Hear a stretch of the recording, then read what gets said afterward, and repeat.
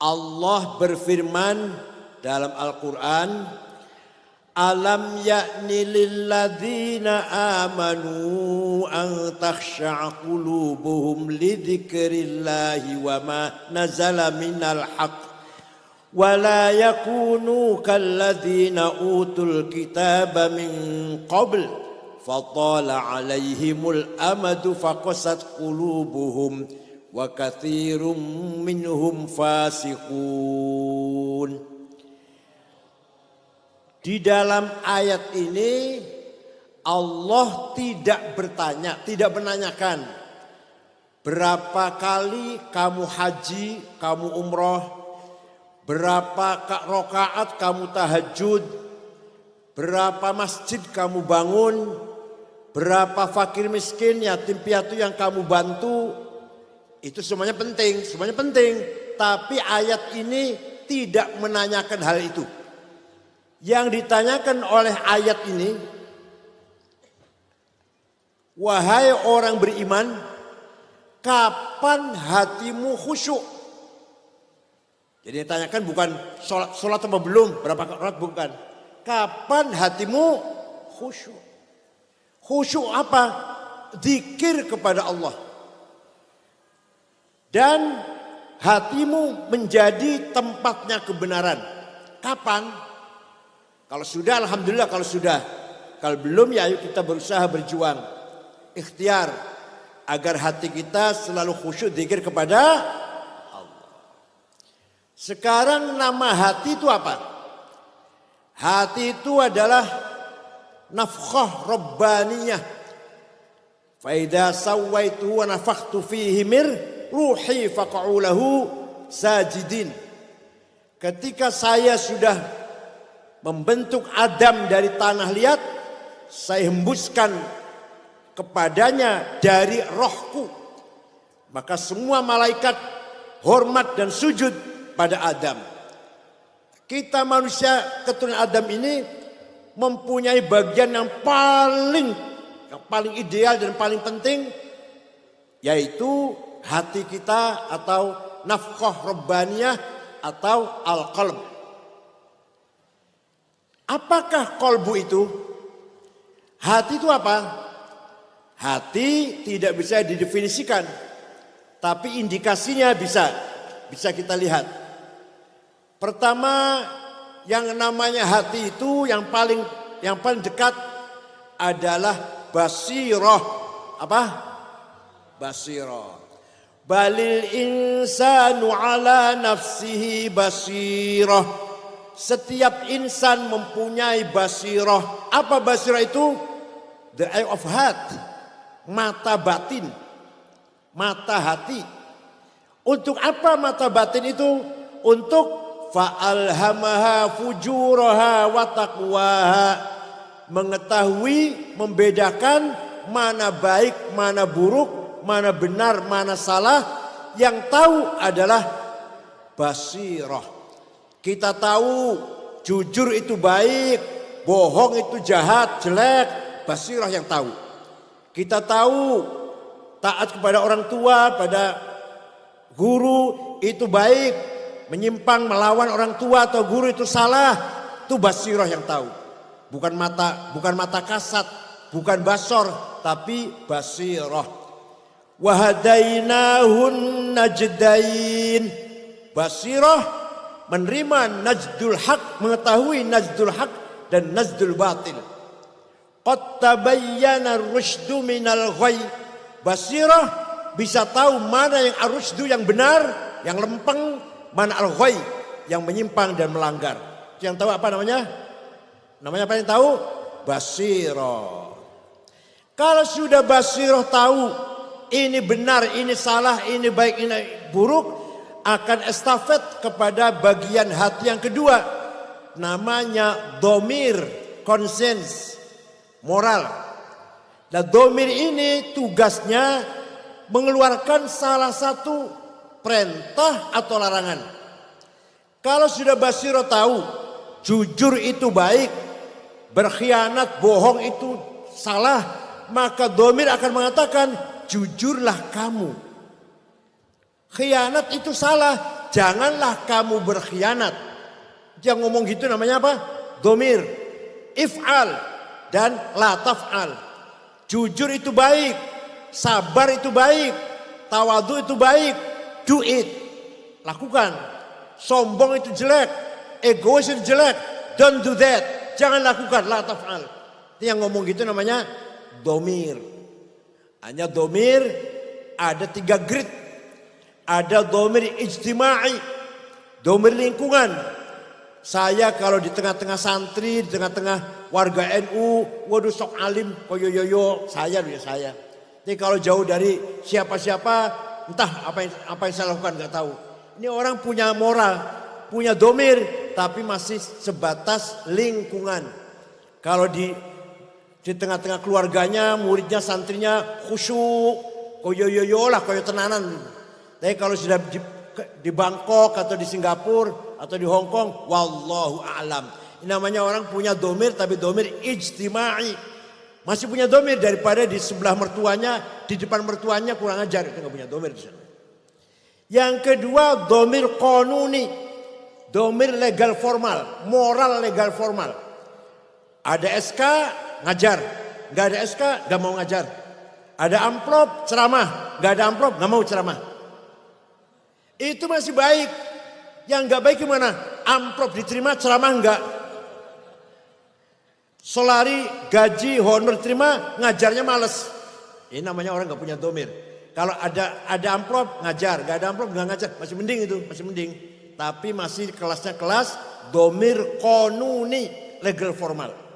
Yang terakhir puncaknya adalah mari kita belajar agar kita mempunyai domir dini. Domir agama yang ukurannya lillahi ta'ala. Di mana saja, di tengah santrinya, muridnya atau jauh dari siapa-siapa, ada SK atau gak ada SK, ada amplop atau gak ada amplop. Kalau memang itu baik, kita jalankan. Kalau memang itu tidak baik, kita tinggalkan. Namanya apa namanya? Domir dini, moral agama. Konsisten agama. Dah. Kalau sudah basirohnya tajam, mengetahui mana baik mana buruk, domir sudah aktif, perintah kita agar baik, agar kita melaksanakan yang baik, meninggalkan yang buruk, maka bagian yang ketiga dari qalbu namanya fuad. Apa namanya? Fuad ini fungsinya hakim yang akan menghakimi kita. Kita baik atau kita buruk.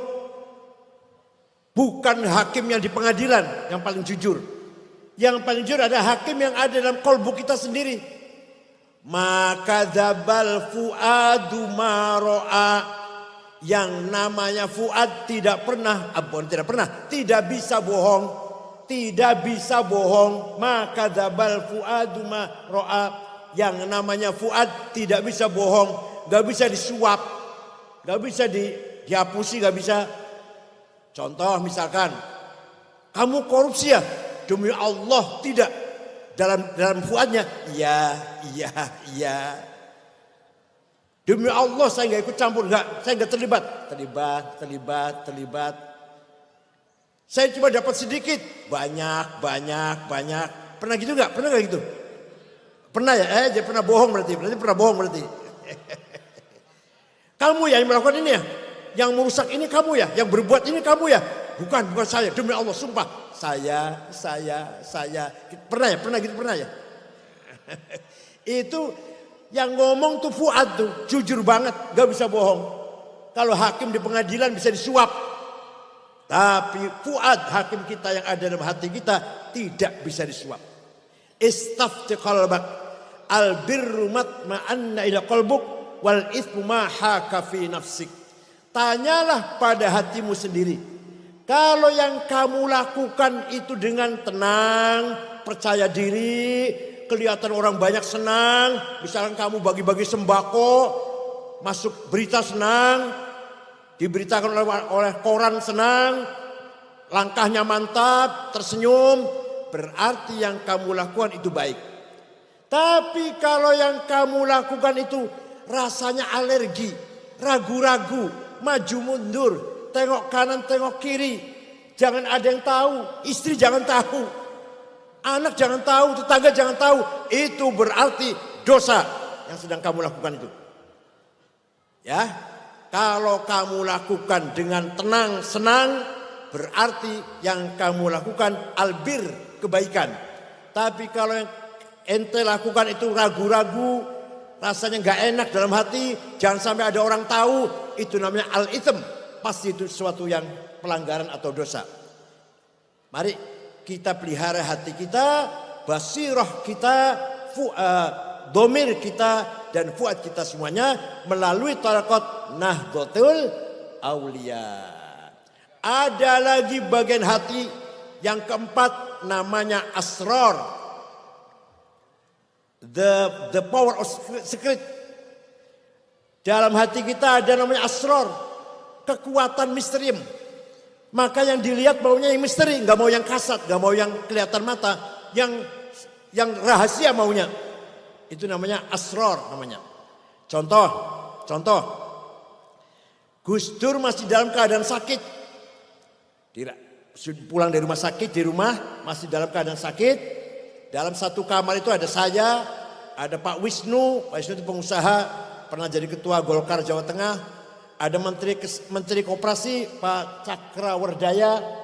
Pelan-pelan kita ngomong-ngomong, Gus Dur lagi istirahat. Tiba-tiba Gus Dur duduk ngomong begini, "Mengko aku bakal jadi presiden." Kita yang dengar kaget. Ini Gus Dur konslet dulu. Gus Dur konslet ini. Ternyata betul jadi. Itu namanya asrar namanya. Suatu hari pagi-pagi jogging, mampir ke rumah saya, minta air minum, minta roti tawar, saya buka AC, tidur, nyenyak Gus Dur tidur, habis jalan-jalan, 20 menit kira-kira, bangun ngomong gini, begitu bangun dari tidur itu, "Kang Said, mengkonek sampean wis umur 56 jadi ketua umum PBNU." Persis saya 56 jadi ketua umum PBNU tahun 2010. Ini namanya orang yang punya apa? Asrar. Mudah-mudahan anggota Nahdlatul Aulia semuanya punya asrar. Insya Allah lepas atau selamat dari fitnah, selamat dari jebakan, nggak akan kesasar, nggak akan sesat karena asrarnya tajam. Ini merupakan rahasia kolbu, luar biasa kolbu itu. Semuanya punya potensi ini, hanya kita mau berusaha apa enggak. Terakhir, dalam hati kita namanya lataif. Apa? Ini kalau dirinci ya 2 bulan selama ini. Lataif itu apa? Sesuatu yang lembut, software yang ada dalam kolbu kita, yang ingin mengenal sesuatu yang lembut lagi, gak mau yang kasar-kasar. Sesuatu yang lataif kita ingin mengenal yang latifah. Di antara latifah adalah alamul malakut, alamil arwah. Itu namanya lataif. Maka para aulia, para waliullah bisa mengetahui rahasia yang ada di Lauh Mahfuz, bisa mengetahui yang ada di atas melalui khawatir, bisikan, khawatir ilahiyah dan khawatir malakutiyah. Itu datanya bagaimana? Di kekuatan hati namanya lataif. Paham ya? Maka para wali songo tahu persis bahwa nanti Islam akan tersebar di Nusantara ini. Beliau berjuang menyebarkan Islam dengan tulus ikhlas, dengan latifah, maka beliau optimis Islam akan menang di Nusantara ini. Begitu pula, ini bukan menang politik loh, bukan menang politik, menang itu artinya syiar dan diikuti orang banyak, bukan menang politik, bukan. Begitu pula para sahabat Nabi, semuanya punya keyakinan. Sayyidina Abu Bakar, Umar, Utsman, Ali, dengan hati yang ikhlas, Islam akan tersebar di segala penjuru dunia. Maka baru tahun 30 Islam sudah sampai ke India, ke Cina, 30 Hijriah, tahun 30 Hijriah. Tahun 40 Hijriah, Afrika, Spanyol sudah Islam semuanya. Indonesia sudah nyampe. Di Cina dulu baru sampai ke Indonesia. Walhasil, mari kalau kita betul-betul menjadi warga tarekat, ya, Thariqatul Mu'tabarah An-Nahdiyah, mari kita tajamkan hati kita untuk zikir kepada Allah. Nah, masih mau nggak? Masih mau nggak? Hati zikir pada Allah. Zikir itu ada tiga grade, 3 derajat. Pertama, zikrul asma. Yang kita zikir namanya Allah. Walaupun kita nyebutnya ya Allah, tapi hati kita ya Razzaq, duit. Gitu ya. Mulut kita, lisan kita ya Allah, ya Allah, ya Allah, tapi hatinya ya Razzaq, ya Ghani, ya Mughni. Ya.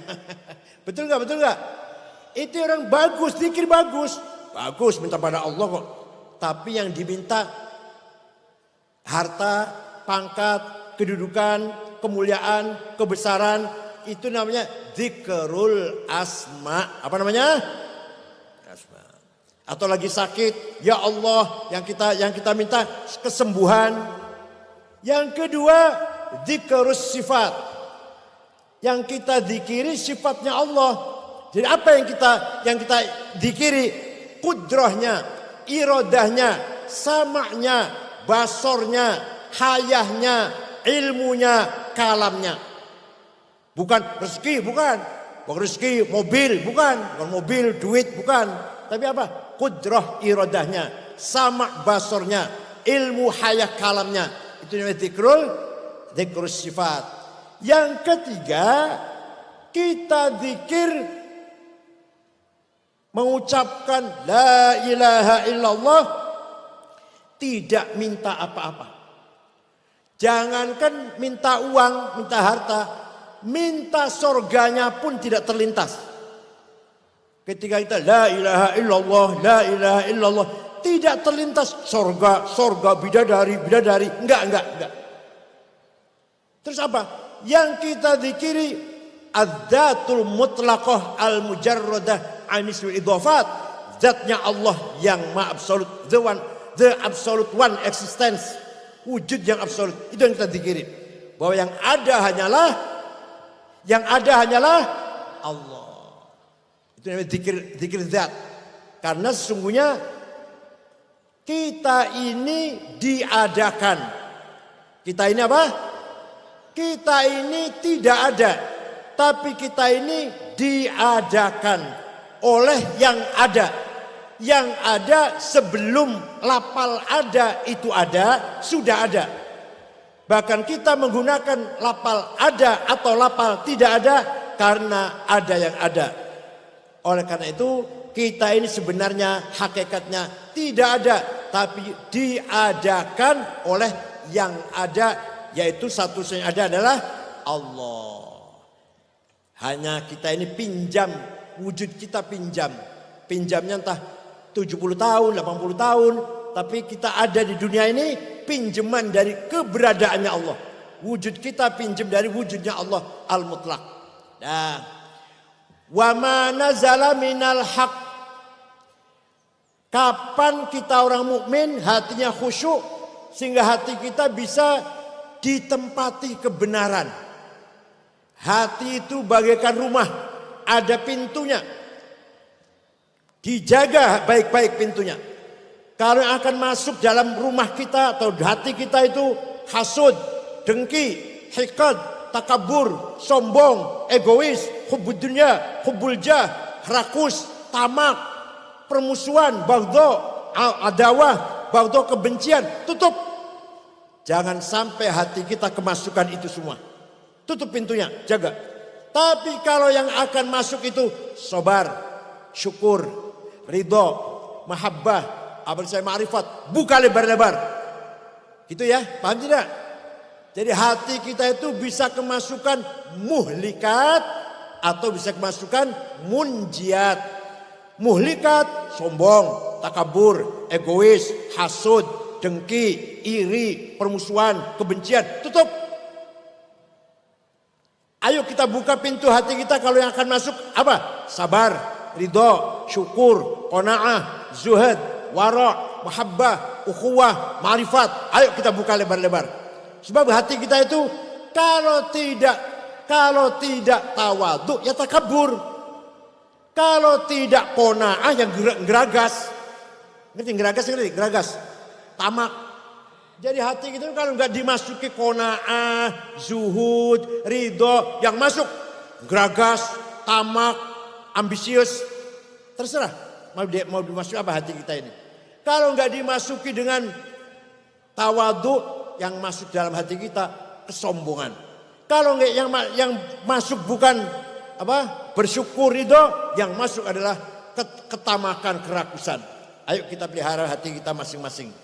Wa ma nazala minal haq wa la yakunu kallazina utul kitab min qabl fatawla 'alaihimul amad faqasat qulubuhum. Jangan seperti umat terdahulu. Apa yang terdahulu itu gimana? Punya kitab suci, punya agama, punya syariat, punya aturan, tapi hatinya dangkal, hatinya keras, hatinya rakus, takabur, sombong, ananiah, egois, ambisius.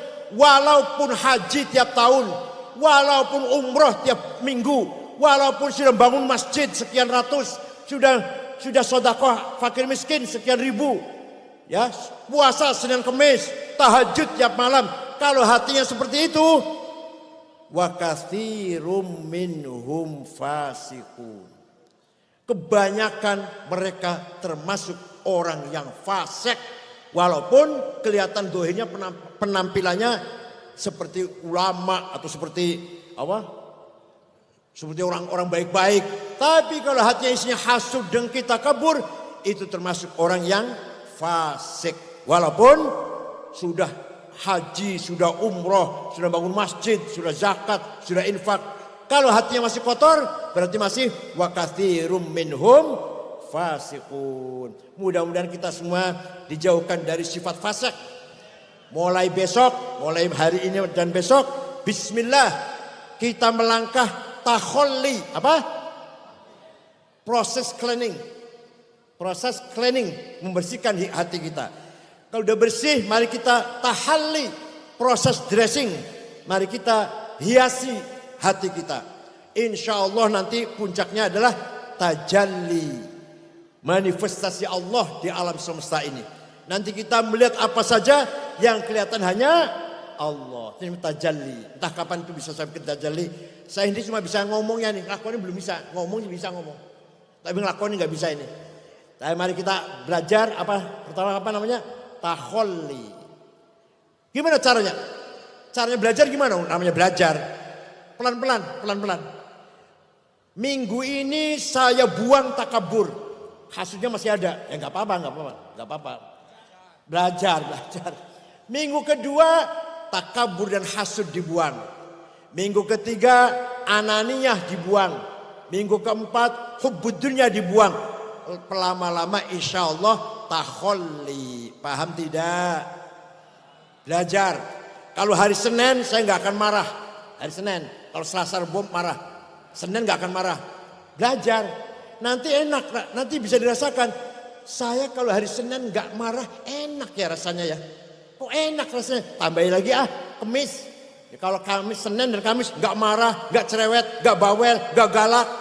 Kalau Selasa, Rebo, Jumat, Sabtu, lah itu galak boleh. Belajar. Lama-lama saya tambahin lagi satu lagi. Senin, Kamis, Sabtu misalkan. Lama-lama insya Allah 1 minggu sudah takhalli. Begitu pula sholat 4 rakaat misalkan. Belajar khusyuk. Yang khusyuk 1 rakaat saja dulu. Yang 3 ngelamun gak apa-apa. Masih belajar. Lama-lama insya Allah 2 rakaat khusyuk. Yang 2 masih ngelamun. Masih ke mall, masih kemana-mana lah. Ke jalan-jalan yang 2 itu. Lama-lama 3 rakaat khusyuk. Tinggal 1 yang belum. Berapa lamanya itu tergantung niatnya kita masing-masing. Insyaallah Allah sahil umurna wa yaqdi hajatina wa maqasidana min maqasidid dunya wal akhirah maqasidil muslimin. Nahnu kulluna ibaduh yajibu alaina an nuti'ah Wa nusallim anfusana lahu. Kita harus pasrah total, tawakal, menyerahkan diri kepada Allah karena kita ini hambanya bukan siapa-siapa. Syukran wa dumtum fil khair barakati wan najah. Wallahul muwaffiq ila aqwamit thoriq. Wassalamualaikum warahmatullahi wabarakatuh.